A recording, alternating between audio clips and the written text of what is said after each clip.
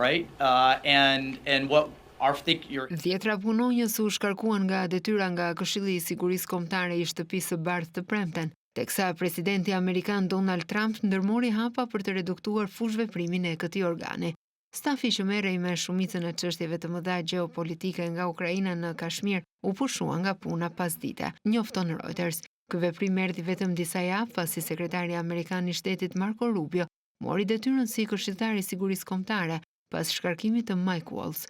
Ristrukturimi i Këshillit të Sigurisë Kombëtare pritet të reduktojë më tej ndikimin e agjencisë, duke e transformuar atë nga një organ i fuqishëm politik bërës në një organizatë të vogël të fokusuar më shumë në zbatimin e agjendës së presidentit sesa në formësimin e saj, thanë burimet për Reuters. Ky veprim pritet të japë më shumë autoritet Departamentit të Shtetit, Departamentit të Mbrojtjes dhe departamenteve e agjencive të tjera të përfshira në çështjet e diplomacisë, sigurisë kombëtare dhe inteligjencës. Këshilli i Sigurisë Kombëtare është tradicionalisht organi kryesor i përdorur nga presidentët për të koordinuar strategjinë e sigurisë kombëtare.